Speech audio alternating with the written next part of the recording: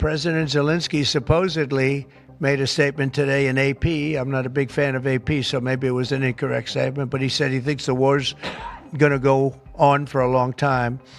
And he better not be right about that. That's all I'm saying.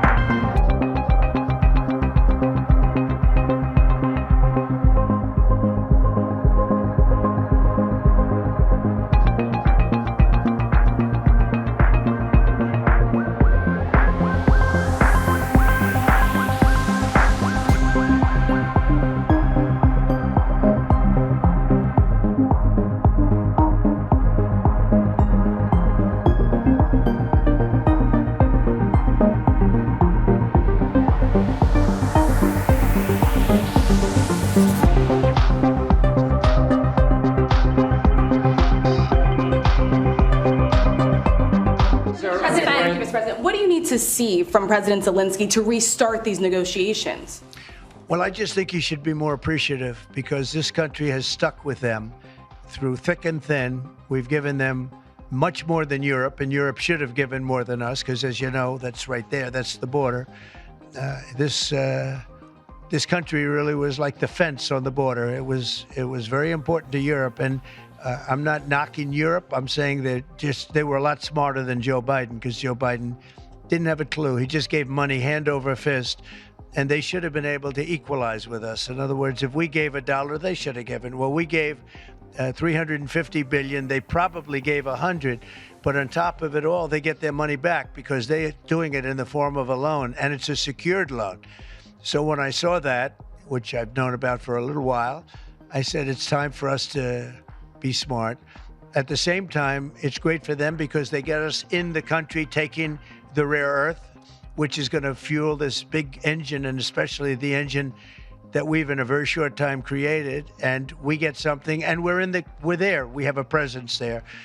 With all of that being said, I want one thing to happen. I want all of those young people to stop being killed. They're being killed by the thousands every single week.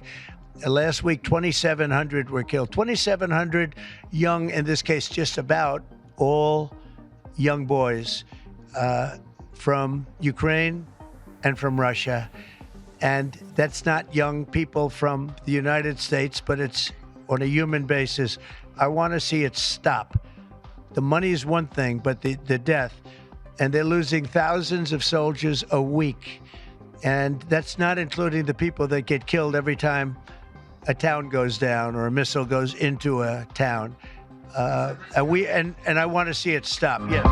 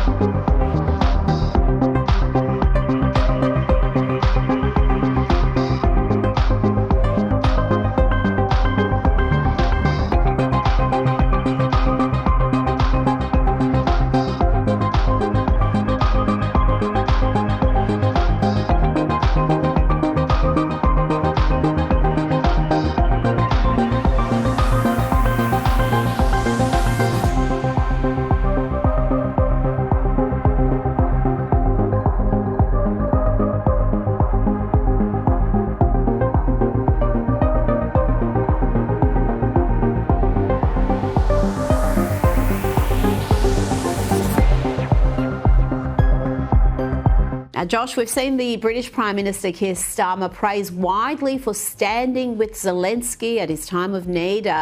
Let's listen to what he had to say and see if you can catch the enormous contradiction. The UK is prepared to back this with boots on the ground and planes in the air. Together with others, Europe must do the heavy lifting. But to support peace in our continent and to succeed, this effort must have strong US backing. Josh, what are the chances that the US will back anything resembling boots on the ground? So, I mean, Rita, correct me if I'm wrong, but I think the contradiction that you're getting at is on the one hand, Keir Starmer saying that Europe must take care of its own backyard. And then on the other hand, like 2 seconds later, he's saying it must have strong U.S. backing as well.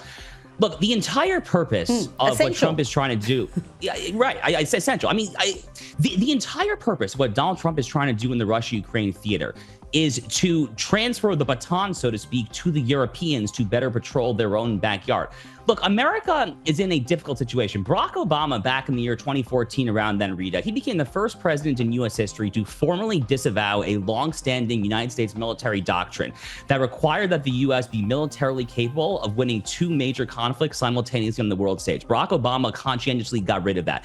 Since then, and especially with the concomitant rise of China, the United States is in a somewhat precarious position on the world stage. We're basically in a century-long great power competition with China. China is a rival when it comes to the economy, when it comes to national security, when it comes to basically everything out there. What that means is that we cannot fund interminably a Slavic proxy war in eastern Ukraine. It's simply not in the American national interest to do so. That is the MAGA America First point, and on that point, Donald Trump and JD Vance are entirely right. By the way, if we cannot provoke the Russian bear so much, maybe, just maybe, we can sever the link between Vladimir Putin and the Kremlin and Xi Jinping and the Chinese Politburo, and maybe, just maybe, pull the Russians not necessarily into the American sphere of influence, but at least in something remotely approximating neutrality. So if you can basically sever that Russo-Sino link between Russia and China, that would be a brilliant, absolutely brilliant act of statesmanship. I'm not saying that's going to happen. I'm not confidently predicting that there, but I do think that Donald Trump is such a successful historical deal maker that's probably in the back of his mind there. And again, the Europeans have to take care of this. The Germans, the Poles, the French, the Brits, come on, guys, muscle up and put some dollars down.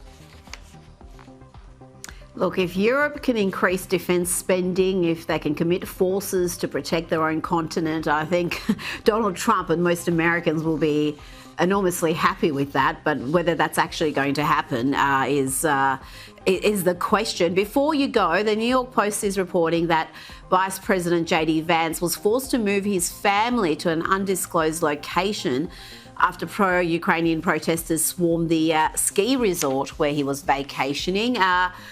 What has been the reaction to Vance's part in this Zelensky blow-up, particularly amongst the GOP? Because there's been a lot of analysis that I think is, again, ill-informed. I've read people saying that Donald Trump would be terribly upset with JD Vance's interjections and upstaging him. I don't think that's the case at all. I think those two are very much on the same page. They are on the same page. In fact, if you go back to the Ohio Senate primary back in 2022, when JD Vance beat out Josh Mandel and the various others there, he ran on this exact platform. Ukraine was actually a major issue for JD Vance. And actually, things got really tense on one of those Ohio Republican primary Senate debate stages. Actually, I think was doubling down so much on his stance on Ukraine. So JD actually really believes on this issue. He's in lockstep agreement with Donald Trump. By the way, these people at this ski resort, disgusting, absolutely disgusting. They're nothing new on the left, obviously. I remember this footage of Ted Cruz getting dinner with his family in Washington, D.C. years ago. They blow up, or not, they don't literally blow up, but they go in there, they intrude on the restaurant there, they have to kick the people out. This is a disgusting tactic. Conservatives don't do this there. This is the unique province of the left, and they should bow their heads in shame for, because it's really just disgusting lowball gutter stuff.